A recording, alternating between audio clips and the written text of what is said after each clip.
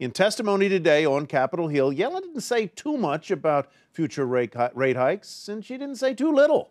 The markets interpreted what she did say as just enough to keep the door open for a later than mid-year interest rate rise. She started to lay the groundwork, making it clear the central bank will consider rate hikes on a meeting-by-meeting basis. But she made no promises. And with that, the Dow Jones Industrial Average closed in record territory with a gain of 92 points to 18,209.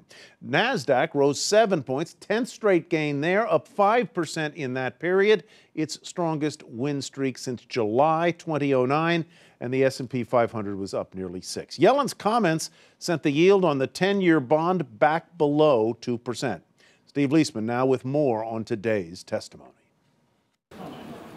In testimony before the Senate Banking Committee, Fed Chair Janet Yellen gave no hint about when the Fed's first rate hike in 9 years might come.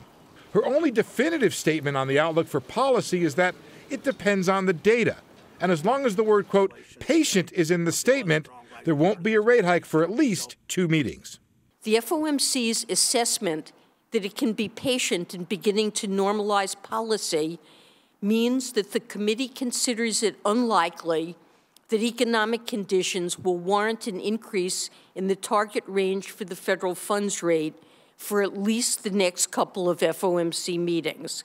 It was an essentially neutral message that markets still saw as dovish, confirming its sense that the Fed won't hike rates in June.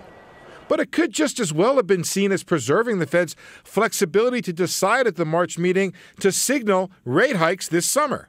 Yellen maintained an upbeat view on the economy and said oil prices would be a net benefit for consumers. But she said there's still room for improvement, citing slow wage growth and inflation running below the Fed's 2% target. Yellen was grilled as expected by Democratic Senator from Massachusetts, Elizabeth Warren, this time over the issue of what Warren said were criticisms of the Dodd-Frank financial reform bill by the Fed's chief counsel, Scott Alvarez.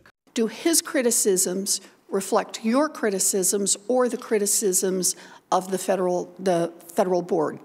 I think I personally and the board considered Dodd-Frank to be a very important piece of legislation that has provided a roadmap for us to put in place regulations. I appreciate that, Madam Chairman, but I just need a yes or no here. Do his criticisms reflect your criticisms? I'm certainly not seeking in any way to alter Dodd-Frank at this time.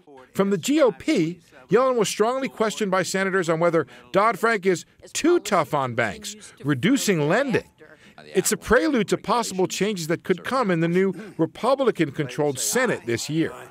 Yellen likely faces an even tougher grilling tomorrow from the House, where there's considerably more support for making the Fed conduct monetary policy according to rules dictated by Congress, and for a bill to audit the Fed's making of monetary policy. Both ideas Yellen strongly opposed today. For Nightly Business Report, I'm Steve Leisman.